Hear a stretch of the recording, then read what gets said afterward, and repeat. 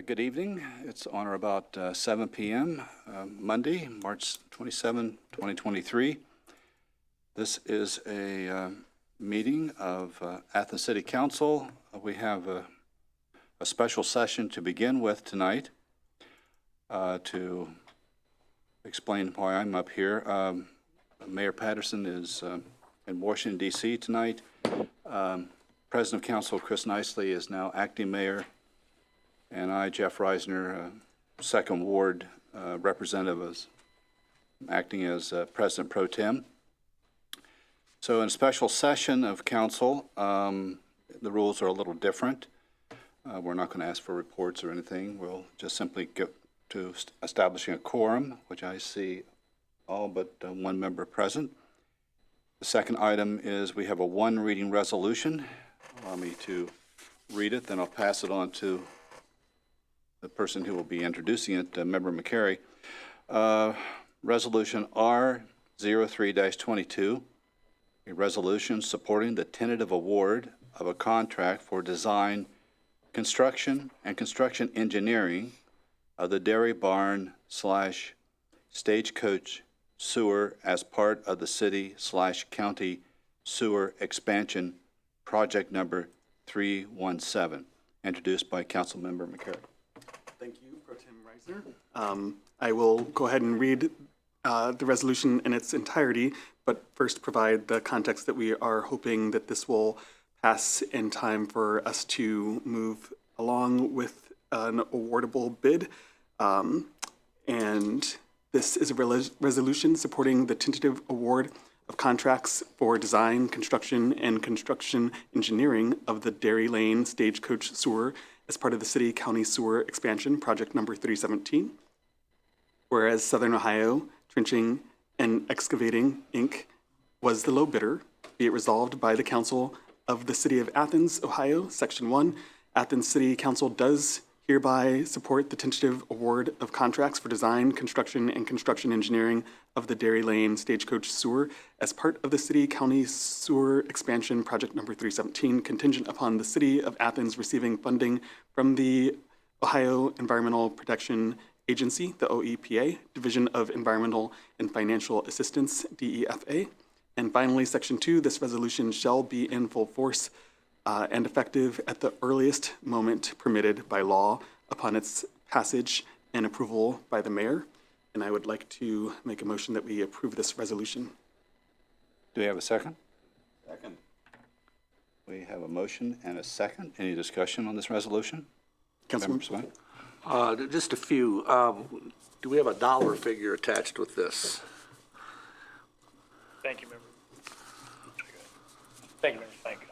So no, this is not the appropriation. This is the resolution of tentative award. The rough dollar figure is about $5.1 million, which is about $1 million under estimate, which is great news. That's not what we're seeing these days. We're seeing overestimate bids, and this is one that's about $1 million under estimate. So frankly, that contractor left $1 million on the table. Good for the City of Athens, not so good for them. That said, this particular resolution is unique to this particular funding stream. So we don't do this with any other funding stream. This is very specific to the Ohio EPA and these particular loans that they do with fixed interest rates. And the reason that they do this is because they don't award any more than the amount that the bidder actually bid plus 5% when they approve the loan. And so they require localities to pass a resolution, a one reading resolution about a tentative award in order to basically say, yep, we're probably going to award to these people that were the low bidder. And then they do the math on adding the 5% contingency plus the bid amount. And then that's what they give you when they do their monthly meeting on those particular types of loans. So this is atypical. We don't do this very often except for this particular funding stream. And that's why I'm asking passage today. Thank you. The second part is, where will this go from and to? In other words, what's the path of construction here?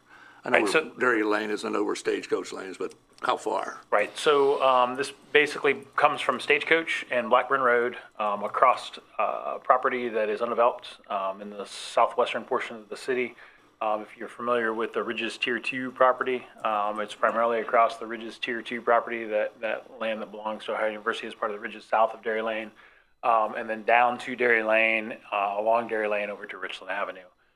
The other portion of the project is a water line.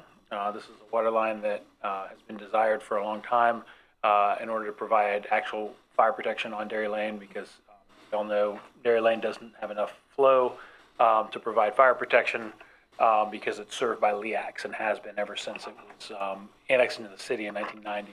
So this is a project that will allow us to actually provide proper fire protection to the various on Dairy Lane. So with the water line portion, that line goes from Richland Avenue to not quite to the city limits, but basically past all the habited buildings on Dairy Lane. Okay, and the last question is, what impact do you foresee this having on current residents in that area? Weekly, we see in the paper, social media, and the like, let's call it what it is, what's been somewhat of a nightmare, the other sewer and construction project out that way. So, thanks for that question. When you build a sewer, a sanitary sewer, because of the depth, and the fact that you have to maintain a certain grade, and in many cases the sewer is deeper than other utilities in order for basements and such to get into it. A sewer project, sanitary sewer project, looks like an airstrike. I mean, it just does. That's what sewers look like. In this particular project, the vast majority of the sewer construction is in undeveloped, wooded or semi-wooded property between Stagecoach and Blackburn intersection and Dairy Lane, east of South Park Drive. So insofar as impacting in front of places that are habited, there really isn't any, other than that brief stretch there along Dairy Lane proper. The water line on Dairy Lane in front of like the Clem House and the 317 board and the Dairy Barn will be impactful, but it's not 7 feet or 8 feet or 10 feet deep like a sewer is. It's your typical water line depth, which is 4 feet deep, and we're going to try to maintain at least one lane of traffic for folks coming to and from that particular area. Great, thank you. Thank you. So my question is, I went to the March 24th Ridges Development public hearing, which was really interesting, and I thought it was well done. But one of the things they talked about, I'm sure you're aware of this because you were there, is they talked about the construction that they intend to do or make available to do along Dairy Lane. So I'm just curious about whether this water line, et cetera, if that's being coordinated with the utilities and whatnot that would be needed for additional development on Dairy Lane. Thank you, Member Spudnius. Yeah, the short answer is yes. We would not have designed this that wouldn't support future growth along Dairy Lane or the limited growth that's proposed by the project. So, we're looking forward to that new community authority that you've heard folks come and talk to in front of this body. We think it's a good development for the city of Athens. It's much needed housing for the city of Athens, and really it's our last best chance to save the historic Kirkbride campus. And part and parcel to being able to do that is providing utilities that will support that along Dairy Lane, along the Ridges Tier 2 property, and this water and sewer is a big step in that direction. Thank you. That's good to hear. If there are no other questions, I think it's time to vote. No further questions from this committee, this council, audience? Okay. We've had a motion, a second. All those in favor of passing the resolution, say aye. Aye. Those opposed, say nay. Ayes have it. It's passed. Step 3. I'd like to hear a motion for adjournment of this special session. So moved. Second? All those in favor, signify by saying aye. Aye. Those opposed, nay. See you next week. We're adjourned. Special session has concluded. We will now go on to the committee agenda. According to my agenda here, we have 3 committees meeting tonight. The first one is Finance and Personnel. Oh, what? Okay. Don't give me a heart attack, please. I've already had one. They're no fun. Where was I? Ah, yes. Finance and personnel. Finance and personnel. Yes. What we'll do is the members of Finance and Personnel Committee will remain at the dais, and those who are not will retire to the table to my left. So will members Crowell, Reisner, Spielness, and Ziff remain? The rest of you scoot.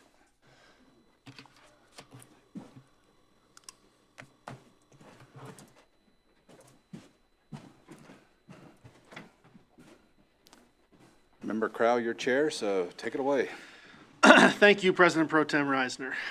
First item on our Finance and Personnel Committee agenda tonight is the annual report from the Outdoor Recreation Council of Appalachia. We have tonight the Executive Director, Jessie Powers, and she has handed out a handout to staff. We also have it on our drive. Welcome, Director Powers.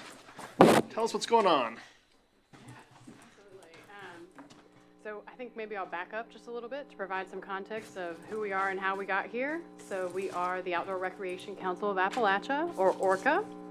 Our group came to be really around a local collaboration of citizens, recreation users, land managers, local government, nonprofits. We were all in the tent together as we talked about our regional asset, which is, in this case, was the Wayne National Forest, and 9,000 acres of undeveloped land that are adjacent to the communities of Chansey, Vauxhall, and the village of Doneville, just outside of Nelsonville. We saw this as an opportunity to do some intentional development and planned an 88-mile mountain bike optimized trail system that would be the largest east of the Mississippi River. And a significant destination for attracting the more than 1 million mountain bikers that were in about a 250-mile radius back before the pandemic.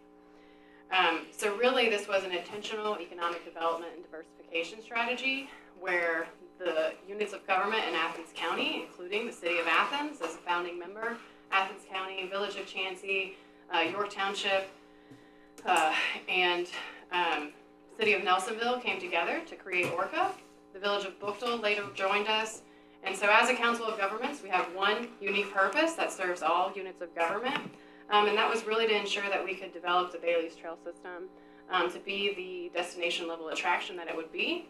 The Bailey's is not a standalone project. We all in this region realize how many recreation opportunities there are and what the amenities are here in the city of Athens, like great restaurants and hotels and shopping, etc.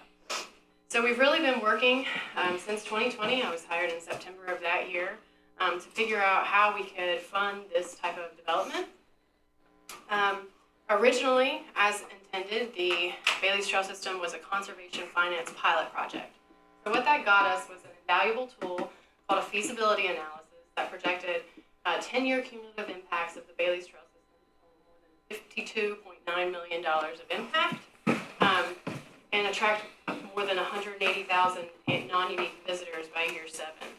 So at that time, City Council agreed to be part of this pay for success model, and they would pay back $90,000 annually for a term of 20 years based on the return on the investment to develop this trail system, private impact investment dollars upfront in one fell swoop. Athens County did not agree, so we have done this the whole different way.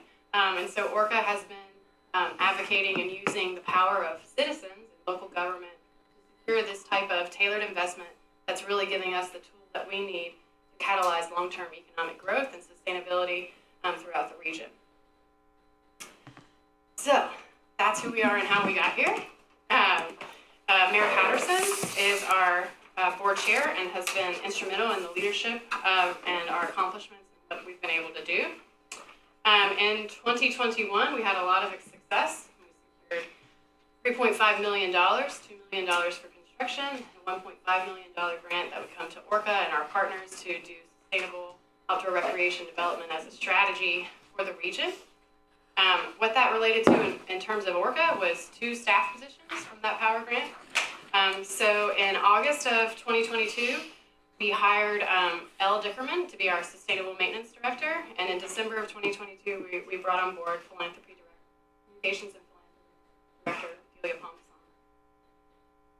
In 2022, ORCA worked with led volunteer days and secured more and assisted folks that gave more than 17,000 hours of volunteer service to maintain the Bailey's Trail System.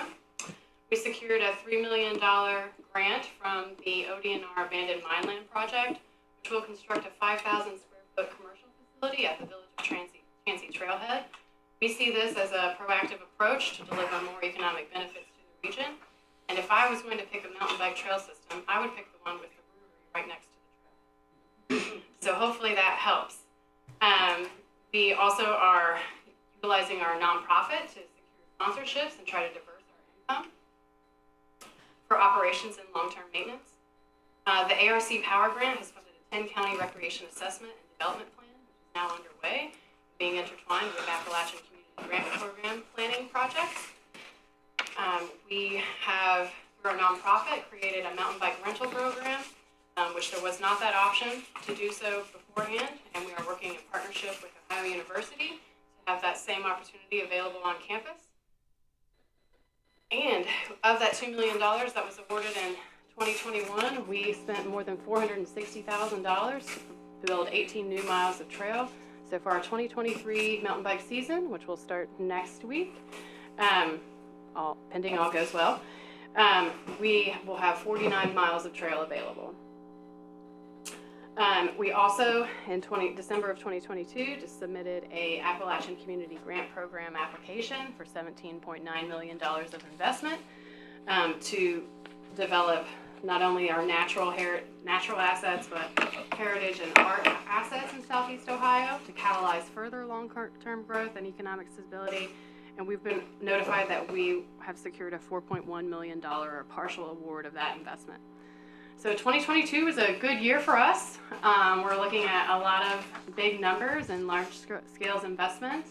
And we've actually expanded our staff and have capacity, and we look forward to further serving the region and diversifying income streams as we are in our growth period and continue to build out the Bailey's Trail System to its full planned 88 miles. I said a lot really quickly, so I'm happy to answer any questions or talk more about anything that I may have missed over. Thank you so much for being here tonight, and let me first congratulate you on a wonderful job leading this initiative. Thank you. I think it continues to be one of the most exciting things to happen in our region in quite some time, and the new developments that keep popping up are just more and more exciting. So I'm looking forward to that brewery next to the trail as well. I've also was in a meeting this weekend and learning about a Habitat for Humanity project that's going to be right near the location too of the Chansey Trailhead. So that's all wonderful the way all these partners come together. Before I open it up to the committee for questions, I'll ask one that might be on everybody's mind. You started off talking about the initial funding for this, and there was that 20-year that we didn't end up doing because we tied ourselves to the county. I believe the county has paid their membership for this year, and the next item on our agenda is to discuss membership for this year. What do you see going forward? You've been really successful in public investment dollars as well as grants. What do you see that relationship is from your end in terms of the Council of Governments and our membership?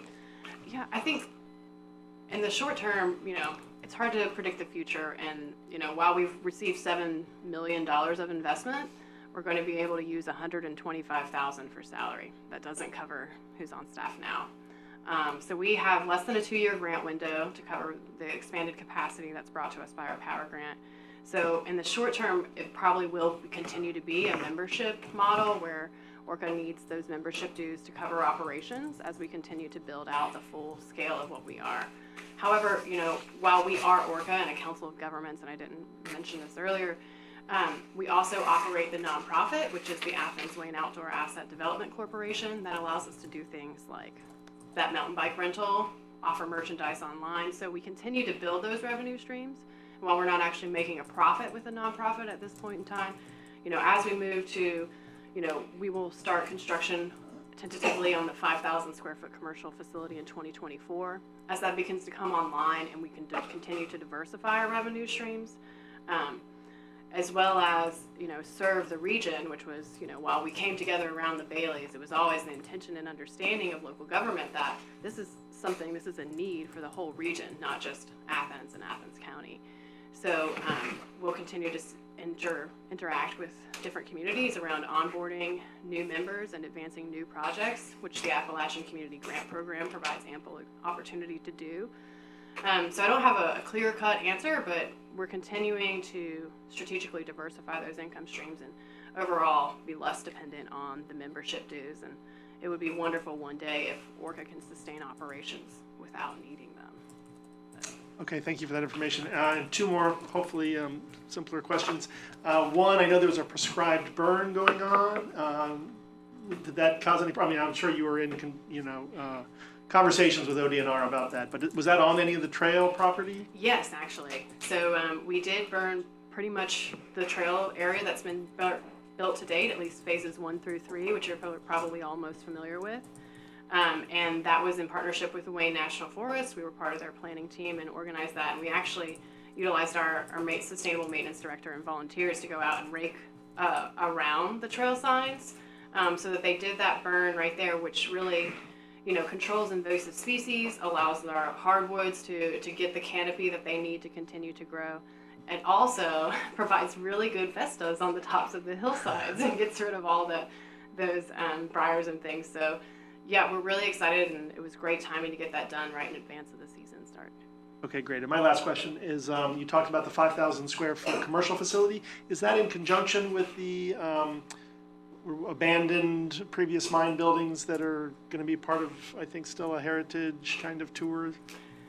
Kind of. I think we're developing basically the whole site. So you'll have those historic buildings there, which we would love to see improved, and stay tuned for some exciting updates about that this fall. And then while you enter at West Bailey now, to enter the site for the 5,000 square foot facility, it would be further down West Bailey Road. So another entrance there that would still connect to that field area and the general amenities there at the park and trailhead. Great, thank you very much. Members of the committee, any questions for Director Powers? Yes? This all sounds wonderful, and I have to say that I'm aware that the Bailey's Trail System has become a national model. We're hearing about that in other parts of the country, that this is really great. But my question comes down to, so there's lots of investment coming in and lots of plans for things being built and all of that. But unless I missed it somewhere, I'd like to get a better sense of some markers that's showing that it's successful. So for example, do we have an idea of how many people are actually using the trails? What about the properties around, the trailheads? Are they being built up? Are there little restaurants or hotels or something that shows that people are, wanting to come here and stay here and actually contributing to the local economy? So if there's an estimated 181 visitors a year by year 7, how many, and this is year 3 or 4, depending on how you gauge it. So where are we at now? Great question. And the best data we have is a year 1 snapshot, and that's all we have. We haven't done an annual recurrence of that data. We do intend to purchase the cell phone data at some point. It's on my wish list. So in 2021, basically, Ohio University, the Voinovich School, took a snapshot of the impact of the Bailey's Trail System that began in June of 2020, or May of 2020 to June of 2021. And in that time, there were more than 53,000 visitors. These are non-unique visitors, so there could have been multiples in there. And the direct impact of the visitation to the Bailey's Trail System, again, 26 miles of trail on the ground, only 1 trailhead open, and it was the former Chansey Park with only a porta potty available. Direct impacts were 3.6 million in year 1, and total impacts were 5.3 million. So if you remember, our 10-year cumulative impacts were 52.9, and we got 5.3 in total economic impact in year 1. So we're on a trajectory to exceed expectations. Obviously, COVID could play into this. However, COVID's also changed human behavior patterns, and I don't see that this is going to be something that just goes away. And at Orca too, we're also working with our partners in advancing a regional brand as part of that that ARC Power Grant. So we have the largest mountain biking trail system in Ohio right now. And then we'll have the largest one east of the Mississippi River. Plus we'll have a 100-mile backpacking loop that connects Athens, Morgan, and Perry counties in the Burr Oak area. ODNR's purchased 60,000 acres in Morgan, Noble counties. We can kind of start to see how this is all going to play together and how we're going to be able to solve problems like overcrowding at Hocking Hills. That's even before the pandemic was having more than 4 million visitors a year. So I hope that answers your question, but we're definitely working as a regional strategy to advance all of these things at the same time. We are seeing, Airbnbs seems to be the lowest hanging fruit, and those are coming online. The Chansey School, the former Chansey School up on the hill, has been purchased and being redeveloped and just received some additional grant funding for the work that they're doing there. We're also engaged in conversations with the other states. The Pennsylvania Wilds, we're talking about how we can access those multi-state ARC opportunities. And, we've had conversations with folks in West Virginia and North Carolina about how do we, once we have these recreation assets, how do we use them to be places where we start small-scale manufacturing, where there is a dense population of recreation opportunities for people to pilot, to prototype and test these products here, and build them here. So we're really excited about the opportunity in front of us, and we are trying to take that into account. We have a large-scale advisory board that includes, our economic development professionals, our tourism professionals, our workforce professionals, and we all talk and interact and collaborate to make sure that while I'm talking about putting trail miles on the ground and maintaining that, how do we incorporate those workforce pieces, those traditional economic development values that we can add into securing more of those traditional economic development investments. Things like expansion of sewer in Chansey to undeveloped land. Those are in the works now. So I think it's happening. Okay, thank you.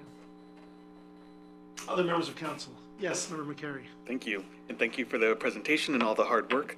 I especially appreciate the update on the submitted 17.9 million collaborative grant application and the success of the 4.1 million yielded. I was wondering if you could comment on what things will not be able to happen as a result of not getting the full amount. Is it known yet which things were proposed that will have to be let go? It's not known yet. I was told that the 4.1 million would be used for Bailey's Trail System eligible projects. However, in the same sentence, don't let your partners not apply again in 2023. So I think, we were one of 47 applications that hit the state's inbox, and we had 30 days to turn this around, and we had the 4th highest score. We just didn't hit that mark for there to be additional funding to fund the rest, but we're absolutely going to push these projects again. We had some really great ones. Okay, thank you. Member Swank. I'd like to pick up on the line of questioning that Solveig had. I think I have these figures right. You said in that first year, the 1 year you do have numbers, 53,000 people. Yes. But they're non-unique, so it could be the same kid 50,000 times. Wow. I don't know if I would agree to that. No, I was being facetious, but I just want 53,000 visitors. That's 145 people a day. Correct? It could be more. It's probably more on a weekend than it is on a weekend. But on average, is what I'm saying. Yeah. Sure. Okay. And then you talked about impact of $5.1 million. The direct economic impact was 3.6, and the total economic impact was 5.3. Okay, 5.3. So if we take those 53,000 people and we divide that into 5.3, that's an easy one. That's $100 per person. When we talk about impact, what do we mean? What's it being spent on? Where's the money going? So this is, Because there are no bars up there, there are no hotels up there, there are no restaurants up they're there. spending them here in Athens. If they're going to the trail system and they're going to ride for multiple days, they're going to stay in Athens. But how do we know that? It's a full study that's done by economic professionals at the Boynovich School. Could you forward that to council? Yes. Love to see it, because we're going to be asked in the next item on the agenda here to spend $90,000. It would be nice to, to have that data. I compare this to the Virginia Creeper Trail, which I'm sure you're familiar with. Largest trail attraction in the United States. 250,000 people a year. That's it. 250,000 people. They're 11 miles from an interstate. This is a great project. I don't think there's a person in this room who doesn't think this is a great project. I drive through there. In fact, I'm going to Zanesville tomorrow, and I just don't see a whole lot of activity. Well, this is the off season. I do this every week. Yeah. So in terms of impact, this study was done by the Voinovich School using the implant analysis, which is accepted widely. In terms of impact also, I think, we talk about economic impacts, we talk about social impacts, we talk about quality of life impacts, and we also talk about the environmental impacts. So we're remediating mine lands, we're solving, unsolved issues. We're connecting these children to a trailhead that actually has millions of dollars of investment. Prior to completion of the Chansey pump track, children were out there riding that before it was built. I've been riding the bogs for 75 years. The bogs. Yeah, that's what they call it, the bogs. Okay. So I think, we're really seeing some pride in that community. We're seeing, that community has put together their own zoning code, which is rare for a small village in Southeast Ohio to go through that huge lift. We're seeing people tearing down blighted properties. Properties are selling in 24 hours for cash above asking pricing in Chansey. So these impacts are happening, but I'm not the economic professional to give you the full detailed analysis at this point. Okay, no, but just if you could just forward that report, I'd love to read it, see the data. Great, thank you. Member Swank, other questions? City administration? Public, any comments? Okay, thank you so much for being here.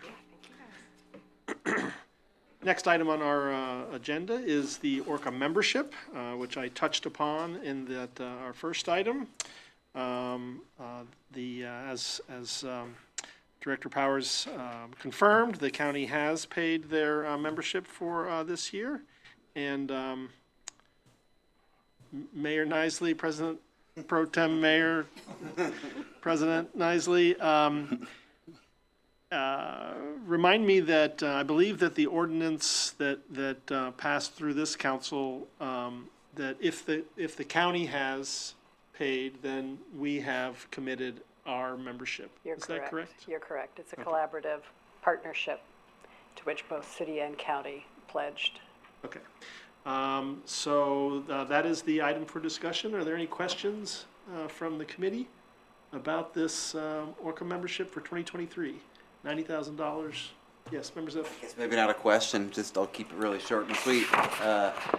Seems like a pretty great idea. There's a lot of good positive stuff happening because of it, and yeah, I love those trails. I go out walking on those all the friggin' time. You don't have to be on a bike; you can just go out and walk around. So, yeah, this is a great use of some money. I love it. Other members of the committee. Other members of council. City administration. Anything on membership? Okay. So the mayor and I discussed this, and I think I'm speaking on his behalf when he says that he's supportive of a $90,000 commitment. It's probably split between Athens Enhancement and the general fund as far as where those funds come from. On a year-to-year basis, basically, and as we evaluate conditions for Orca and success over time. I mean, obviously, he has, as the chair of the board of Orca, has a vision as well, along with the director, about growing Orca beyond the existing members that exist now as a council of governments to other membership-paying entities beyond the two that are functionally paying the lion's share of the amount now. So I think it's a goal over the coming years, but for this year, he recommends going ahead with the $90,000 membership fee. Thank you, Director Stone. Yes, Member Swank. We wouldn't take this out of tourism funds?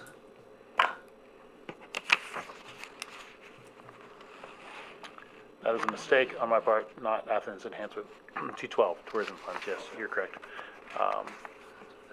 But it will be an appropriation. It's not appropriated right now. Oh, I correct. I'm sorry. I've spoken out of turn twice now. It is appropriated now. The approval of so the approval will have to be passed, but not the appropriation. The appropriation went in with the annual budget. The approval will have to be passed. So it's greater than $50,000. Members of the public, any comments on the ORCA membership? Okay, thank you very much. Going on to our third item on the Finance and Personnel Committee agenda.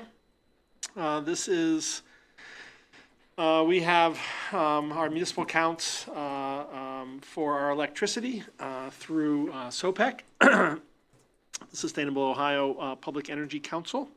And the city administration has been discussing with SOPEC the upcoming rates. If you're familiar with how electricity is purchased and sold, you buy it in advance in blocks at a set price. And SOPEC is recommending, as far as I understand, that we lock in a current price available to the city. And the recommendation, I believe, from the city administration is to lock in that price from 12 to 24 months. Likely not beyond that 24 months. There's a lot of kind of speculation. There's a lot of studies being done to understand exactly what's going to happen with our electricity rates. And then there's a gamble about, do you expect them to go up and that we can lock in a lower rate now, or do you expect them to go down? And, I think we can all understand that. The university, for the local context, is also doing this on a regular basis, and it's some you win some, you lose some, I think, in terms of that gamble.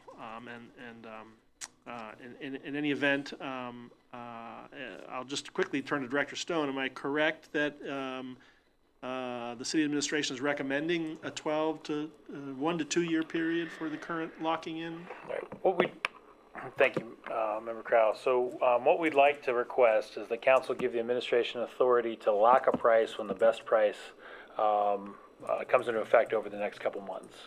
And we've been approached by SOPEC. SOPEC has noted that there's been a dip right now in basically electric production futures. And they think that this is the time that we probably should lock. We've asked for authority to, number one, lock when most appropriate over the next basically month or so, once they see this dip, kind of what they believe it to be at bottom out. Number one, and number two, authority to lock with the best generator. Right now, the generator is AEP Energy. The last time you passed legislation on this, AEP Energy was actually in the legislation.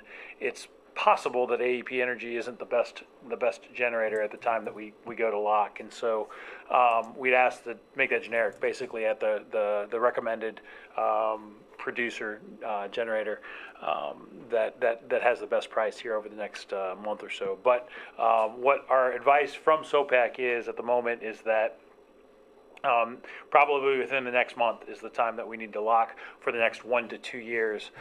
We did have a time, I think a couple iterations ago, where we locked for an extended period of time for 3 years.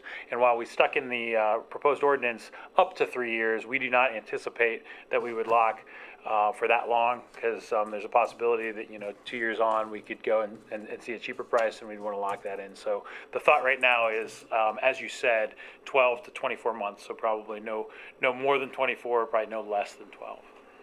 Director Stone, do you know if there's a kilowatt hour price I knew you were going to ask me that. available? So the market update that I have right now for our 78 mercantile accounts is a generation price of $0.0667 per kilowatt hour. For 10 months, $0.06717 dollars per kilowatt hour for 22 months, and $0.06853 dollars per kilowatt hour for 34 months. But we do not anticipate, as I mentioned, actually locking for 34 months. Great, thank you very much for that specific information. Are there questions from the committee? And that's, I'm sorry, I don't mean Please. to jump in. That's as of March 23rd. So, it may go down a little bit more. Yeah, It might sure. go down a little bit more. So that's one of the reasons why we're asking you to do this quickly, to go ahead and grant the authority. Understand, thank you. Members of the committee, any questions on the SOPEC electric rates? Yes, Member Spielness. Yes, thank you. So just for some context for people around listening to this, what is the current rate that we're paying, and how is that different from what we're seeing now? I knew you were going to ask me that. I want to say it's around 0.065, but I will confirm that and I will get that answer back to you. So it's pretty close to this rate, but it's not exactly this rate. It might be slightly lower. And I think it might Please. I think it might be helpful for people to know what SOPEC is, because I believe that SOPEC tries to provide the most conservation, environmentally sound, and many people are approached by a variety of different vendors and don't understand that, so I think that would be helpful. Sure. I'll give a little background, and certainly Member Crowell could probably extrapolate on what I say. So SOPEC originally stood for Southern Ohio Public Energy Cooperative. It now stands for Sustainable Ohio Public Energy Council. And what it is, it's an aggregator that this community, by ballot measure several years ago, voted to belong to. And it's an opt-out arrangement. So basically, if you are an electric consumer in Athens, whether you're a residential consumer or you're a mercantile consumer, and the city is a mercantile consumer, and that's what we're talking about right now, the city accounts, you basically opt into this particular provider to, through aggregation, search for the best electric generation that they can search for, and then lock you into rates associated with that, as opposed to you having to figure it out yourself when somebody mails something to your house and you figure it out. You get better prices when you aggregate, you purchase collectively. As a mercantile account, SOPEC advises us and gives us some choice as to when we're going to go and lock with them, and so that's basically what we're doing now. I couldn't have said it better, Director Stone, except that those letters that you get, I get one every single day. It's unbelievable.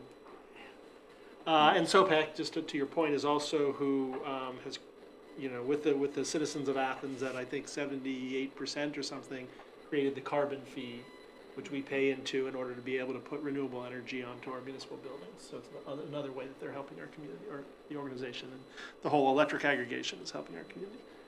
Good question. Other members of council, Member Swank. Mr. Stone used the term mercantile account. I'm not familiar with that term. Thank you, Member Swank. And I don't have the exact number, but it's a function of the amount of kilowatt hours per year that a particular account consumes, and there's a threshold. It's basically large commercial users versus residential and small commercial users rather. I will get the exact number that differentiates you from a traditional residential account, which is the normal thing that everybody is in, that has the opt-out provision, versus the mercantile accounts, which are a certain number of kilowatt hours per year that you use. And so for the city of Athens, those 78 accounts are primarily the largest single user is the wastewater treatment plant, but then you also have the water treatment plant, the community center, the various city buildings, and then most of the remote sites that use a significant, when I say remote sites, I mean booster stations and lift stations, moving water and sewage around the city. So in this case, we're not talking about the residential rates. We're just talking about the city's rates. Correct. These are city rates, and these are large accounts. Okay. Streetlights, it's not the transmission and distribution for those. It's how the energy is made and the cost and where we're buying that energy from that then gets put onto the grid, and then we buy it off the grid from AEP Ohio, which is the local utility that provides us the electricity. But the making of the electricity is what we're buying here, the generation of it. Because the reason I asked that, the 3-year contract for residential is up June 30th. Okay. And I've had several citizens ask me what's going to happen to our electric rate. And a lot of that was generated, no pun intended, from an email AEP customers got just within the last 3 or 4 days. Some of you may have gotten it, saying your electric rates are going to go up 30%.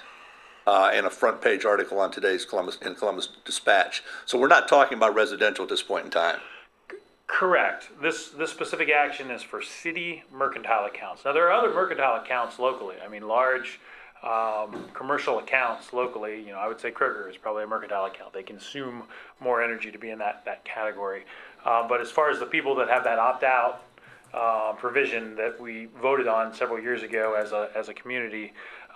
They're in that particular category. My gut feel, though, and I haven't seen the letter, it would be helpful for me to take a look at it, and I probably should, and then get some feedback from SOPEC. It probably came from AEP Ohio, which is not the open market energy purchasing, and it confuses people, right? Because AEP Ohio is the utility, and they have a PUCO set rate if you choose not to purchase electricity through the aggregation program.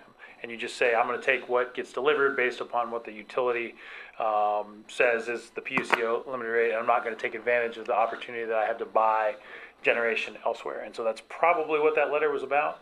But I'd like to take a look at it, and then I'll get some feedback from SOPEC to help keep people from being confused with that. It's not helpful that the entity that we actually buy the energy from is called AEP Energy, which is a different company than AEP Ohio, even though they have the same name. It's the generation arm. It's a separate company that basically was spun off a number of years ago when electric generation was deregulated in Ohio.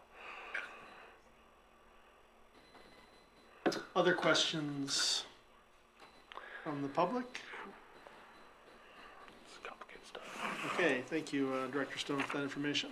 The next item on our agenda, I will let the committee know that this came in after I had sent you minutes from my meeting last week, but this is a fringe benefits package amendment. This was passed late last year in Ordinance 14822, and it's concerning Section 5 retirement. Before I go into the very specifics of this, I want to just confirm with Director Stone, the Chief of Police and the Captain are not union members. Is that correct? Thank you. So to let everybody understand what's being asked here, the contract that the city has with the Fraternal Order of Police allows for employees, the union members, to purchase their service weapons upon their retirement. However, because the chief of police and the captain, the police captain, are not union members, they don't have a contract that allows them to do the same. So the recommendation here by the city HR director is that the same language that's in the FOP contract be included in the non-union benefits package for the chief of police and for the captain. And so basically that language is an employee who honorably retires from active duty may purchase his/her service handgun from the Athens City Police Department. The cost of the service weapon shall be $1. If an employee is marked off duty for a stress-related or psychological condition at the time of his/her retirement, he/she will not receive his/her service handgun unless the employee provides the Athens City Police Department and the City Human Resources Director with a statement within 90 days of the employee's retirement from a psychiatrist or licensed psychologist that the employee is competent to receive his/her service handgun. If such a statement is provided within 90 days of an employee's retirement, the employee shall be given the opportunity to purchase his/her service handgun. The word retirement, as used in this section, shall mean receiving a pension from the state pension system upon separation from the city. And the last point that I will make is that our use of his and her and she and he could probably be better used by saying there. But we can get to that point maybe next year when we redo this contract. Are there any questions from the committee members about this chief of police and captain being involved in this part of the Fraternal Order of Police contract? Other members of council? Member Swank. I'll jump in. I retire and I have a perfectly functioning weapon. Is it not possible for the person who takes my place to continue to use that weapon? I don't know. I'm not a big gun person, so I'm asking out of sheer ignorance on this. Yes. I work in the street department. I have a shovel I've used for 10 years.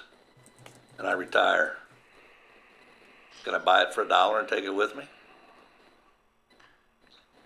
I mean, let me, yes, please. I think the point is that this is in the union contract for all of the police department.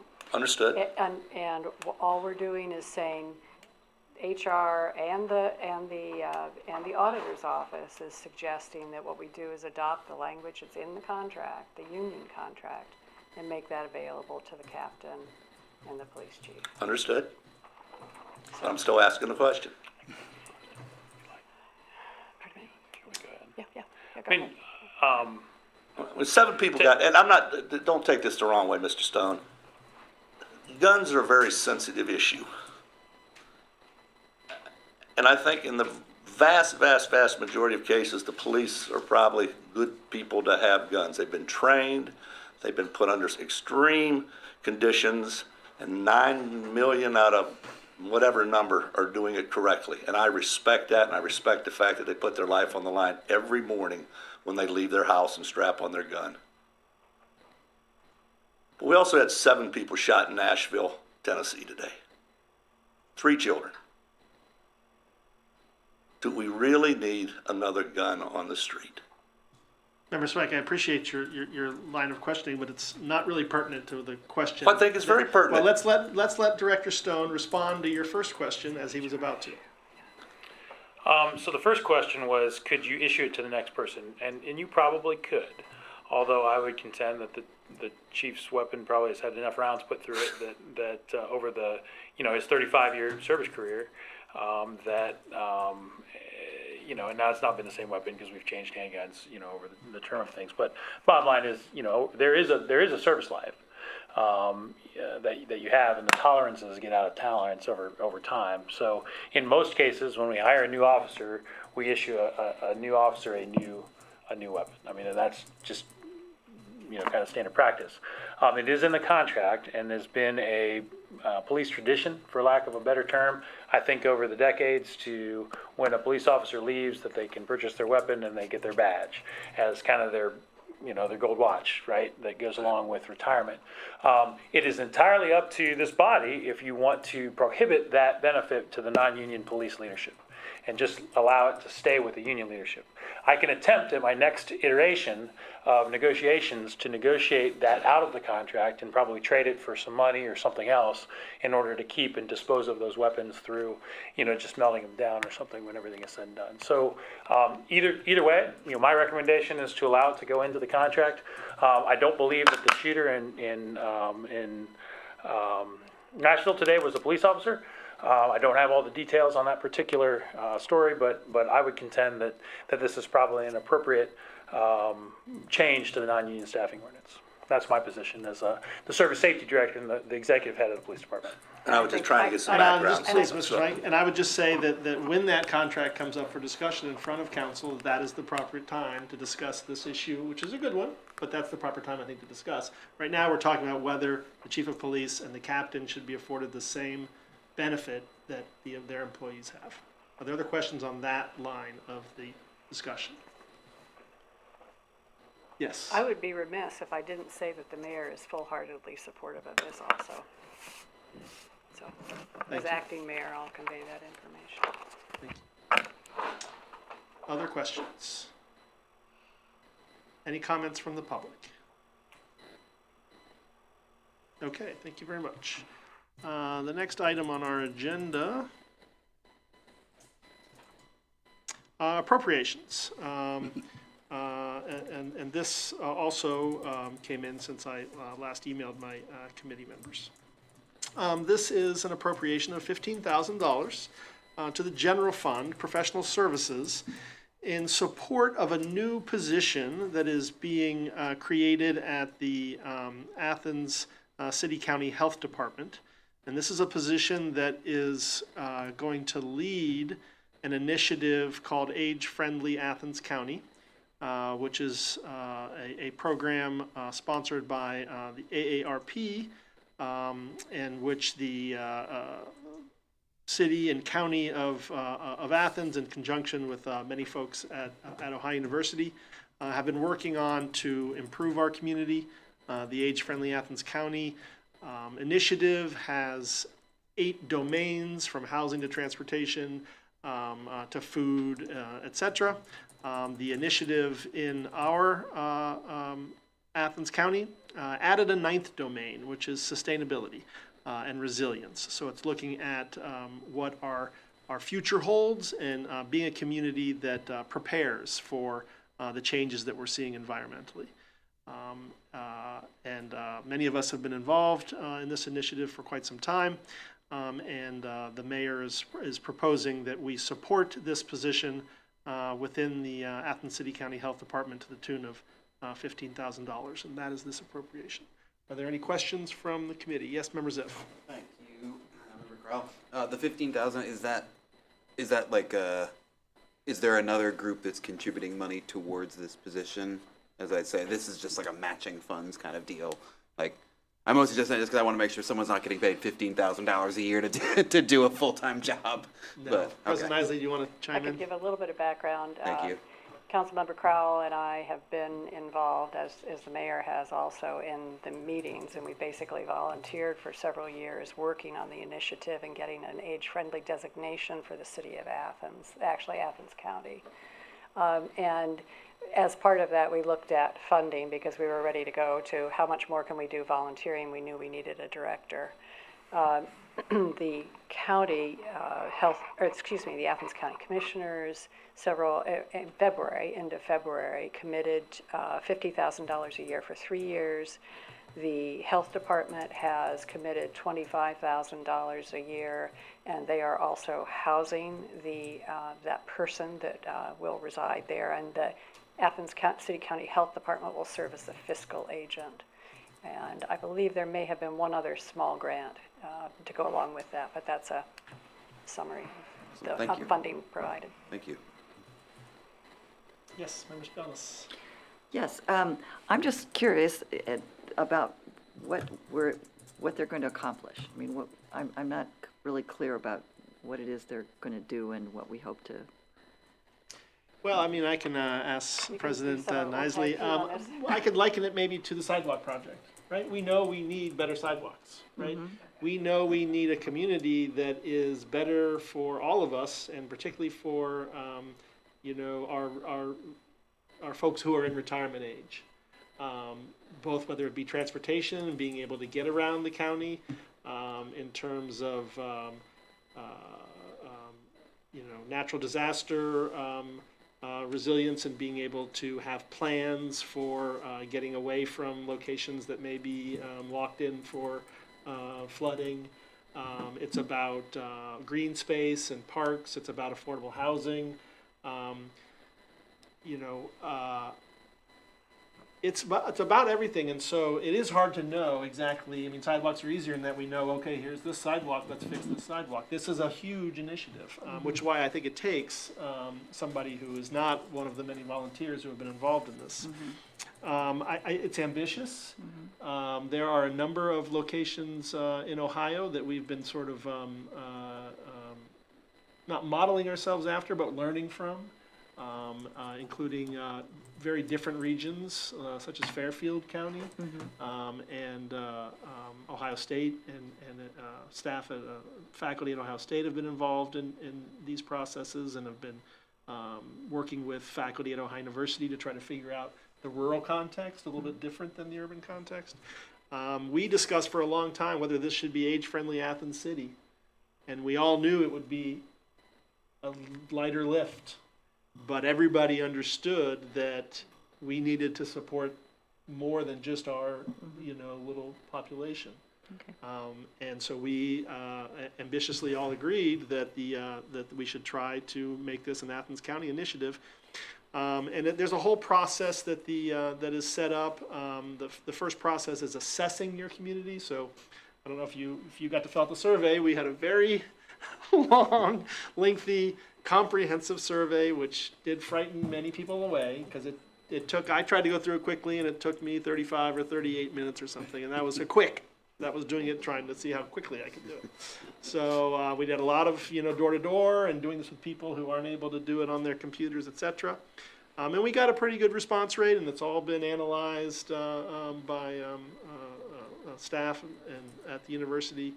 And so we have a starting place of where we are, but the big question is how do we then improve things and move forward? That's part of the process. I think it's a 5-year process, I believe, and we're sort of in the middle of year 2, sort of 3, so there's a lot of work to happen. We're hopeful that the director can really spearhead this and take us forward. We still have 70-some people who sit voluntarily on committees to help that work. But yeah, I'd like to know more about how it actually is all gonna work too. Well, So, Anything and to the only add? thing I might add is that it's stated on at least its Facebook page, it's an initiative focused on making the community more welcoming and livable for people of all ages, with a focus on older adults. So, Sam's mentioned, Councilmember Crowell's mentioned the domains, the transportation, the housing, the sustainability, and so there are 9 of those. And it's a rubric, I don't know if I want to say sponsored by American Association of Retired Persons, but it's when you get that designation from that organization, then you do have a specific, it's a 5-year time frame. And we've just gotten the designation, we're gathering data. We're also doing focus groups in 8 communities around the county to make sure we're out in Albany and Coolville and Gloucester and getting more information that way, because not everyone wants to fill out a survey questionnaire. And then from that, we'll do the assessment and then work towards implementing some strategies, which, as Councilmember Crowell mentioned, likely to be very different. There's only one other county, Claremont County in Ohio, that is a rural community that's doing this. The other ones are urban, but everybody's been very helpful from those other communities and helping us along with it. Yes. well, I just want to say that I'm glad I asked that question, because I think people that are listening to this and we're hoping maybe something gets in the newspaper out here, because I think this is a really important initiative, because I've heard many times people saying, well, I can't stay in Athens because there isn't any housing and there isn't support, and I'd like to stay here, but I just can't. And I think that if we have a thriving senior community along with everything else, that'll be a good thing. So thank you. I'm glad I asked the question. Appreciate it. Other members of the committee, other members of council, Member Swank. Just real quick, I've heard 3 years, 5 years, this is 15,000. Is this a 1-year commitment? Or do you anticipate 15,000 in year 2, 3, 4, and 5 additionally? I only have this appropriate for the information. Oh, look, I have some more information. 3-year commitment, Member Swank. We will supply this money directly to the health department. 3-year commitment, $45,000 altogether. So it's a $45,000 appropriation, not 15. Well, this is just for this year. Yeah. And So, it's so 15. will we come back in year 2 for another 15, and year 3 for another 15? Because only that amount is in this, that's all we're discussing right now is $15,000. So I don't know, will the appropriation spell this out as it sounds like it will be a 3-year commitment if I read the memo I'm looking at here correctly. Director Stone? I mean, you can do it however way you like. I think my recommendation would be to, perhaps do a standalone appropriations ordinance with a whereas that indicates the willingness to commit over a 3-year term. And then what we'll do going forward is just stick the $15,000 in the annual budget for the subsequent 2 years, as opposed to have another session like this, next year and then the next year. But at least the body will have seen, when they pass the first appropriation, the willingness to do that commitment via a whereas in the ordinance. That would be my recommendation. Thank you. Yes, Member McCary. Thank you for all who've been involved in the age-friendly Athens County efforts. I know that they are not specifically mentioned in our comprehensive plan, but we do make a few different references to priorities that serve senior community members, mostly related to housing, second to transportation, and third to suggestion that we provide a program to retrofit gutters and provide low-cost leaf removal for seniors on the Near East Side. So given just kind of the question and answer that we've already had about the large scope of age-friendly Athens, and it's not just about housing, do we have a sense that the priorities of this position will mirror some of the priorities of housing, transportation, and anything else in particular? I would expect them to mirror if that's, but because our comprehensive plan is talking about the city and this is the county, these are going to be different scales. So Perhaps probably some broader. similarities, but maybe not exactly. The demographics are so different too, so I'm not sure exactly. That's a great point. Thank you. Other questions from the public comments? Okay, thank you, President Pro Tem Reisner. That finishes Finance and Personnel. Thank you, Member Crowell. Our next committee is City and Safety Service Committee. The members McCary, Crowell, Grace, and Swank may come and others may leave.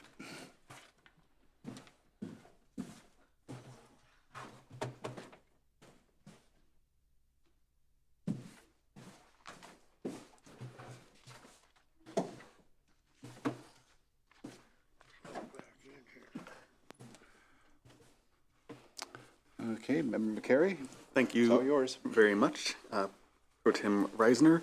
We have 3 items on our City and Safety Services Committee agenda this evening. The first is a continuation of conversations we've had at recent meetings regarding single-use plastic bags, and specifically the question of when an appropriate effective date might be should council choose to move forward with adopting an ordinance banning single-use plastic bags. And for this discussion, I will turn things over to Councilmember Swank. Okay, thank you, sir. Continuing discussion of single-use plastic bags. Since our last meeting a week ago, I and members of Athens Rethinks Plastics have had quite a bit of opportunity to talk to some of the larger retail establishments in the uptown area, those who would be most affected by a transition. And also had an opportunity to talk to some folks who have gone down this path before. We originally were talking about doing this on August the 1st to coincide with the start of the Ohio University semester, thinking that over the course of the summer there'd be ample time to get educational efforts in place, allow people to identify providers of alternative types of bags, encourage people to get in the habit of bringing their own bags, and so on and so forth. But a big one was getting rid of existing inventory. And in meeting with some of these larger retailers this week, we got to talking about it and thought, you know what? If we put this off till January 1st, the actual effective date, we could achieve probably greater goals than we could on August 1st. Those goals would include continuing sign placement around the city, like we have at C&E Hardware out on Richland Avenue. I didn't realize they'd changed to Ace Hardware, because I've been here long enough, it's still C&E. But getting the sign up at C&E Hardware was a big deal, and hopefully could get many, many more of those up. Also allow those businesses uptown and in other parts of the city, no matter if they're selling a T-shirt or a cup of coffee, anyone who may have inventory of plastic bags to be able to use those in the normal course of business, use those up, and make the transition to paper bags.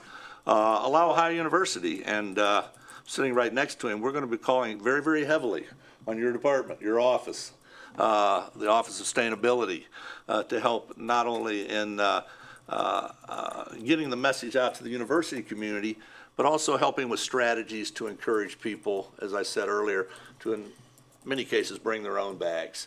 So that would give us more time to work with OU. And another benefit of this is sometimes Athens gets a reputation, either deserved or not, as not being very friendly to businesses, whether it be regulations or the like. Well, in this case, we listen to businesses. And I hope the message comes out loud and clear. It was never about putting a hardship on any business, but simply getting use of single-use plastic bags as a first step, not the last step, but as a first step in our efforts to get rid of a lot of pollution and move in a more sustainable direction.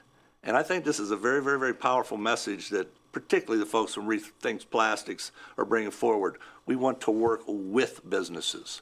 We want to work with the community towards a common goal of a cleaner environment.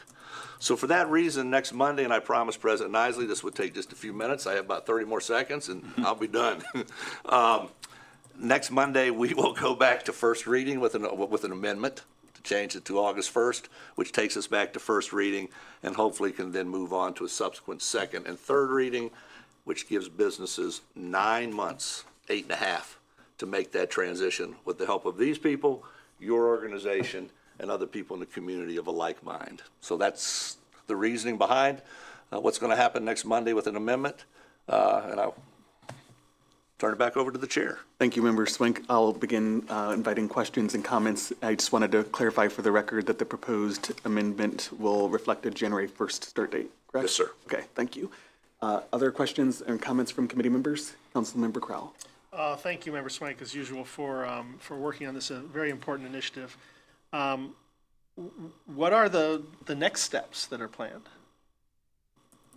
In terms of, Well, you said this was the first step, and I'm just curious. This is great. What are the next steps that are after this first step?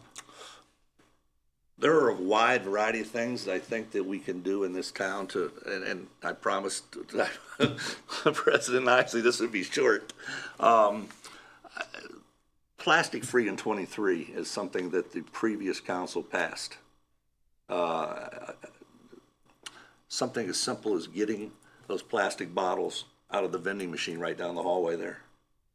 Getting the plastic out of the city pool. Not literally in the pool, but in the pool area.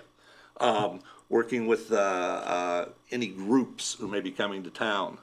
And then down the road, Ohio University, working with Ohio University to help to reduce their plastic imprint. That's what the business has told us. Okay, what is the university going to do? But then there are things like straws and plastic cups and so on and so forth. You're much more or better versed in this than I am. But we don't stop with just single-use plastic bags. Where else can we modify our behavior in terms of the use of plastics to minimize the use of those plastics? As we all know, the biggest problem, and I'm not sure any of us can control this, is packaging. You can't go to Kroger's and buy anything without package. You buy this iPhone, okay? Comes in a package that my 88-year-old mother can't open because there's so many pieces of plastic and stuff. We might even look at plastic or packaging that we can control. Maybe work with vendors here in the city when they're delivering stuff to us, so we get better, improved packaging instead of just plastic container after plastic container after plastic. Go buy a packet of batteries if you can get it open. Thank you for those additional examples and for the question, Councilmember Crowell.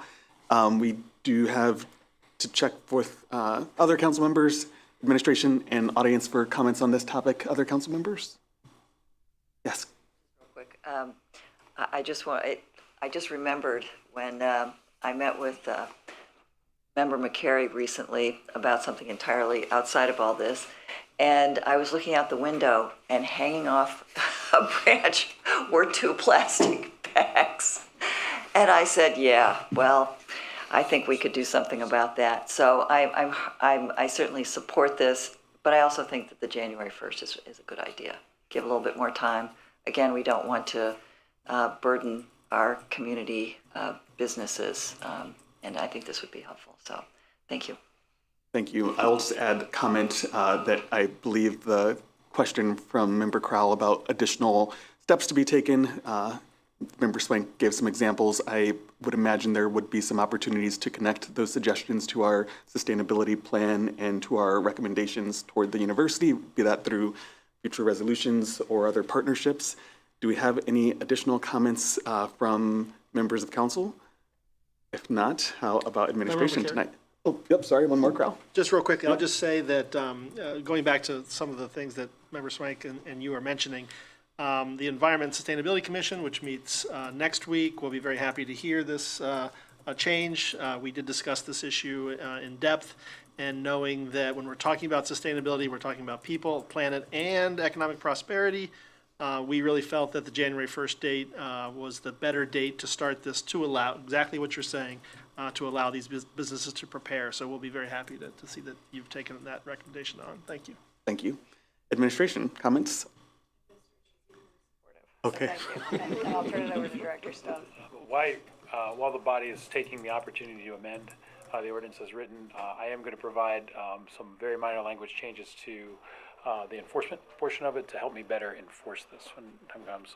Basically broaden the parts of the city, departments within the city that can do enforcement. There will be some minor changes. I'll get it to the clerk this week. This week? Okay, great, thank you. Questions from the audience or comments on this topic? Yes, please introduce yourself with your name, address, and whether you are representing yourself or an organization before taking your 3 minutes. Janice Stock. I live at Dutch Creek Road. I am with Athens Rethink Plastics. I don't want to be redundant. I'm going to keep it brief. We have a very respected business person here to speak, but I do want to give you a couple of little specific updates about what we plan to do. One is that on Earth Day we will be, I believe, at Farmers Market doing bag collection, and I'm not talking about single-use plastic bags, but reusable bags. This is something that Cuyahoga County has done successfully, and we will wash them and fold them and distribute them to food pantries and possibly businesses. Another thing that we will be doing is basically we're working with a videography class right now, and it's highlighted, I think, for us that we have a lot more work to do with students. There is that concern about the uptown businesses. And so yesterday at the sewing bee, we actually had a student who said, I'm in a fraternity and I have 40 of my buddies that will wash your bags for you. And that's exciting as far as our backs go, but it's really exciting for conversations. So we are going to continue to really do a lot of outreach over the entire county. We've been doing it. We plan to just stay on the straight and narrow with this. And we appreciate, we are in full support of January 1st. We're seeing it as a real positive that we can continue to do everything we've been doing to collaborate and coordinate and stay on this path of getting rid of plastics. We thank you so very much for, taking this on. We really appreciate it. And I think we have a wonderful business person here to speak. Thank you. And again, if you would mind sharing your name and your address, and if you are representing an organization or business or yourself. Okay, I'm Christine Hughes, and I'm representing Village Bakery along with my partner Bob O'Neill. The address is 268 East State Street. And thanks for the opportunity to speak on this issue. We've been aware of the problems of plastic since we began our business in 2002. And we've been able to operate our cafe using the many available alternatives to plastic. So I just wanted to be a resource and let other businesses know that it is possible. We've never offered plastic bags to our customers. We've eliminated plastic bags and even what's known as saran wrap or plastic film in our kitchen by keeping food in reusable containers, bagging bread loaves in plant-based compostable cellophane. I brought samples. So something that you would think, oh, they couldn't keep bread fresh without plastic, but you can. And using fully compostable and plant-based bags to collect our compost. And to line our trash cans, and as needed for bulky food storage. We purchased these from companies that we're very happy to share with other businesses where you can get them. We don't sell bottled water, but we offer filtered water from a filling station. And we avoid plastic packaging, as you were talking about, as far as in our own purchasing. And I've asked all our suppliers to seek alternatives to plastic. And our produce is delivered in reusable boxes and totes. Last year we had a student from Voinovich School's Environmental Studies work with us to help us minimize the plastic that some of our local food suppliers were using and to increase cup and container use by customers. So we sell reusable bags. We use recycled content paper bags when needed, like this. the register. And our carryout containers are, oh, and we would charge if that was part of the policy. We're happy to charge for that. Our carryout containers are made of recycled paper and plants such as corn, potato, and sugarcane waste. Happy to share those. Looks like plastic, but it's totally compostable. And we checked with the Athens compost facility to find out whether all these things are compostable, and they are. So, our customers appreciate our efforts to avoid plastic, and we've heard from community leaders that our practices help create a culture of conservation, which saves resources and leads to a cleaner city. Actions within the city of Athens contribute to the health of air, water, and soil, obviously far beyond our city border. So eliminating one source of fossil fuel pollution, single-use plastics, is something that we local businesses can do to give back to our communities and to the coming generation. It's 2023, and we have the ability, obviously, and the responsibility to go beyond plastic. So thanks for this. Thanks for this project. We're really appreciative. Thank you for coming, for the visual aids, for all your work. Awesome. Do we have any other comments on this topic? Yes, from audience. Hi, Amy Delac, Morris Avenue, representing the Environment and Sustainability Commission. Really excited to see all of the, this finally kind of going through all of its iterations and becoming real. If I just ask if you'd send either Councilmember Swank or Councilmember Crowell, send me the language as soon as you have it complete. And I'll get it to the commission. We'll be happy to vote on this next week at our meeting. And how about styrofoam no more in 2024? If it rhymes, we'll do it. If you can convince Ms. Hughes to bring that piece of bread up here as evidence tonight, now, yeah, we can work on that. For time's sake, we do need to move on to the next item, and that's an important update on our fire station. If you've been tuned into council for the last couple of years, you are aware that we need a new fire station headquarters and have our City and Safety Services Director here tonight for an update on that project. Member Carey. I wish I had good news that I could bring to the group, but I don't.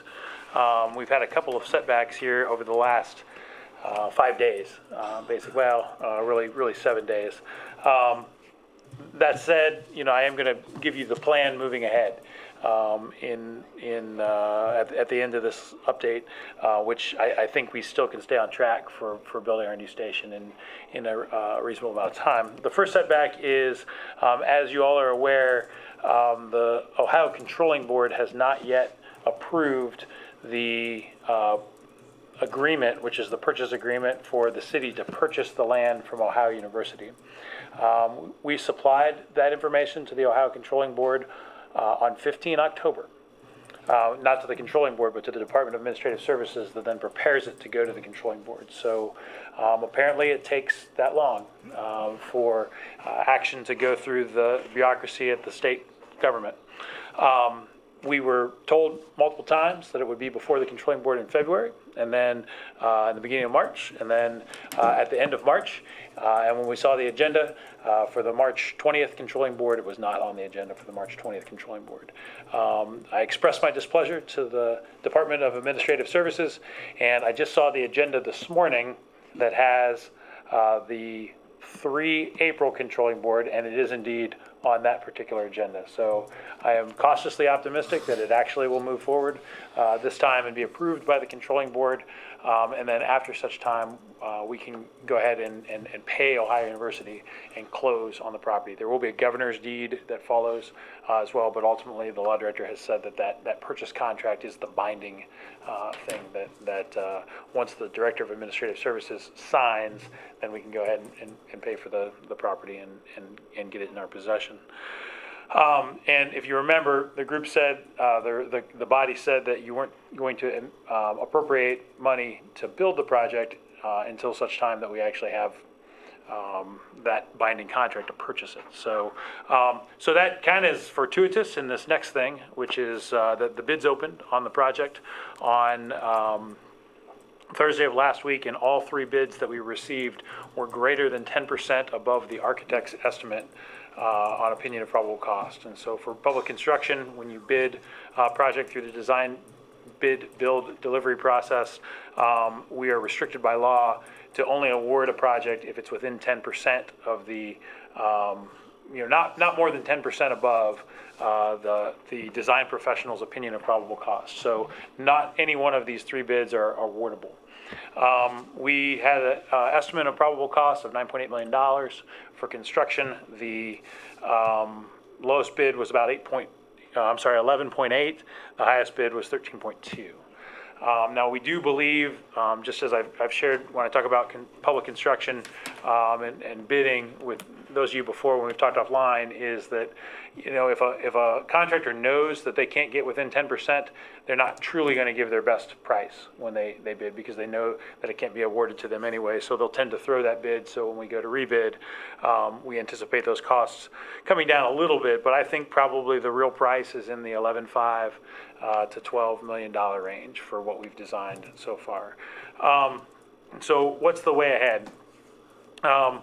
I spoke with the architect on Friday afternoon, and we are going to pick through the design basically and look for those things in the design that potentially could shave costs off of it, but ultimately, short of shrinking the footprint of the building significantly and going to a significant redesign process, or really getting rid of necessary features for what's ultimately going to be a 50 to 100 year building, which we believe is pretty important to the safety of Athens, for the next multiple generations.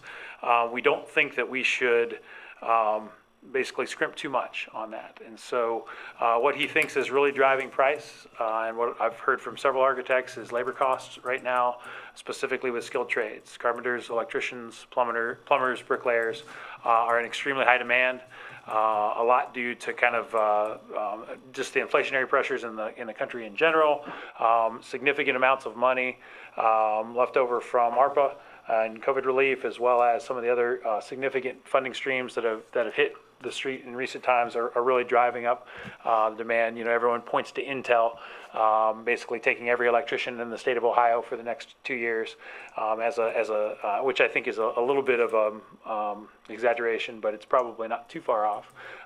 And so that's really what's driving these construction costs. So our way ahead is we would like to rebid on the 27th of April. And what I'd like to do is, after the controlling board approves the sale of the property, to come to city council between now and then and seek an appropriation for the $8.4 million that we have remaining from the bond proceeds. If you recall, $600,000 of that you appropriated for the site work and the early site package basically, and the purchase, and we're working through that, getting that early site prep done to try to drive down the overall construction costs, and then seeking sources from other parts in the unappropriated balances to be able to pay the remainder. I'm not going to be ready next week for an ordinance on this, but sometime over the next month prior to that 27 April, I'm going to come to you and seek an appropriation and authorization to proceed. A couple of the different sources that we can look at to make up the difference between that remaining $8.4 million from the bond proceeds and what we anticipate to be about $12 million in construction costs include unappropriated money in the general fund. Right now there's about $5 million unappropriated in the general fund. I'd rather not take all of that because that's kind of our padding for various unexpected expenses, but that could be a source for some of it. We haven't committed a second tranche of our city ARPA money, which is indeed one-time money. So, and this is a one-time expense, so it may be an appropriate source for about $1 million of that. There also is the opportunity to borrow more. The mayor and I spoke today about how we could do that. As you may remember, we borrowed $9 million through a bond sale, and we got a very good interest rate on those bonds when we sold. We could go for the delta for a shorter one-year note, And certainly I'd work very closely with the auditor and bond counsel on that. However, those one-year notes have fluctuating interest rates, just kind of like an adjustable rate, so we can look at that. There's also the idea of borrowing from ourselves, basically looking at some of the money that just basically functionally sits behind the scenes in bank accounts, and we have an arrangement where we would borrow from ourselves at some sort of good interest rate. And so we'll explore all of those options with the city treasurer, the city auditor, and come to you within the next 3 weeks on a recommendation as to where to get the balance of that money so that we can try to deliver this project. So I think that is all that I have for the update on the fire station. Thank you for the thorough update, Director Stone, especially the forward thinking on what options we'll have for funding moving forward. I'll just begin us with a request for summary. When we started talking about fire station design and construction in 2021, we were talking about like $6 or $7 million. By the time we were looking at bonding, we're like $9 million, and now we're at a stage where we are actually hearing back with bids that have all come back 10% or more higher. And I'm just wondering if you can sort of summarize for that first increase from estimating 6 to 7 million to the 9, was it mostly construction materials then, and now we're seeing mostly like electrician shortages concerns, or could you summarize what the sort of sequence has been like? Sure. So thank you, Member Carey. The inflationary pressures across the board that we see in everything in the United States seem to be what's driving this. At first, you had that pent-up demand associated with the pandemic, and then a lack of goods, specifically for supply chain. Now I think what we're seeing as it's transitioned from late 21 until the present to, rather than supply chain and materials, now because there is so much demand to build things, and maybe some of that supply chain and materials have opened up some, that now labor costs are really driving some of these prices. At least that's the gut feel that we're getting after talking to contractors who are bidding on these projects and saying what they can do and what they can't do. Thank you very much. Questions from other committee members? Councilmember Swink. For Mr. Stone, two totally unrelated questions. Question one, how much ARPA money do we still have? Ballpark figure. Sure. I believe it's about $1.1 million. Okay. When I look at, I got the unappropriated balance here in front of me, and in the ARPA fund, there's about 1.02. Actually, 1.02 is sitting in the unappropriated balance for, so slightly more than $1 million. Okay. Second question, I had a couple questions from residents of the Neary side about the current site. Is it up to where it's going to be? So, and I can get into the real specific stuff related to the surrounding area, specifically to the west where the parking lot is right now. That also has to come up, but we basically ran out of time to bring it up to the grade that ultimately will be at prior to when the last addendum to the plans was issued. Because what I didn't want to do is pay for it twice. So if I kept filling it, but I had already issued an addendum, then bidders would bid as if it weren't all the way filled. So we're going to continue filling that area. But as far as the main building pad, yes, it's up to grade for where it needs to be. Thank you. Other questions from, but you had, were those both your questions? That was it. Okay, thank you. Councilmember Crowell.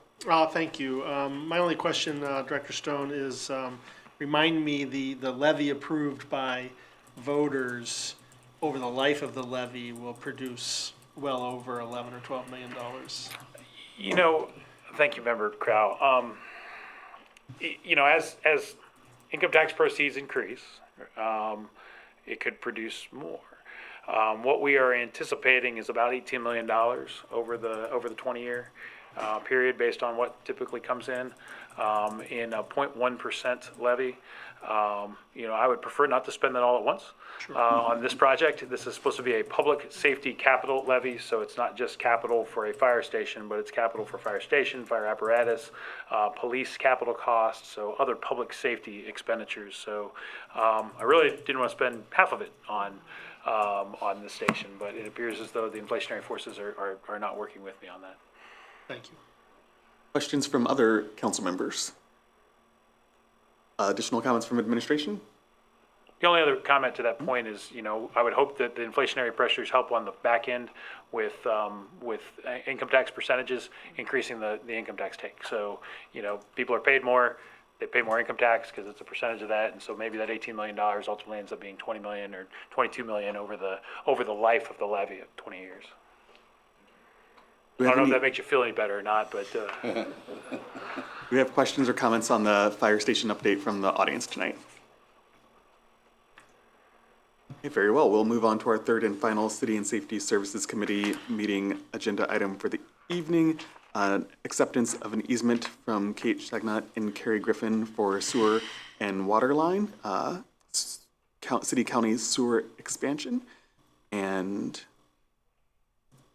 council has been provided language for that easement. I will read some of it. It's a limited easement for a sewer and water line, and witnesseth for and in consideration of the sum of $30,000 cash in hand paid and other good and valuable consideration, the receipt of which is hereby acknowledged by the grantor. The grantor grants and conveys to the grantee, its successors, and assigns a limited easement with further limiting conditions set forth below for the construction, installation, and maintenance of a single new sewer line, and for the right to lay one water line in the future, and for this limited purpose only. Limited easement will be a permanent right-of-way, and easement to erect, install, construct, remove, replace, reconstruct, maintain, operate, and use underground sewer and water lines across and over the following described tract and parcel of land. We are provided with documentation, diagrams, and signatures that all appear to be in order. And I would open up this topic to comment and question from current committee members. No. And other council members. City administration. Just like when you vote to do away with property, you have to vote to accept property as well, and that's what we're asking this evening. Thank you very much. Do we have any questions or comments from audience members tonight on the acceptance of this easement? Very well, that concludes our City and Safety Services Committee meeting for the evening. Thank you, Member McCary. Our last committee to meet happens to be mine. Transportation Committee with members Reisner, Grace, Swank, and Ziff.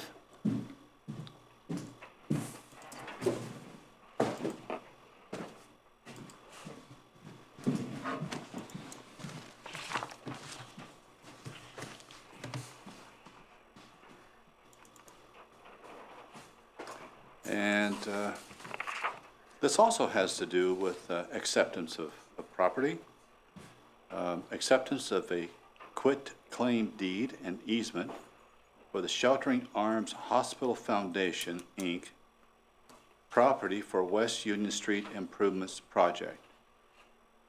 Would the administration care to speak to this, or should I read the donation letter? I can speak to it very briefly, Member Reisner. This is just, we've already been cleared in our right-of-way through right of entry granted by the Sheltering Arms Foundation that ultimately is controlled by Ohio Health as far as the decision-making. This is just the acceptance of the easement and the quitclaim deed for access to the one portion, and this has to do with the West Union Street and the Harold Avenue Access Road project.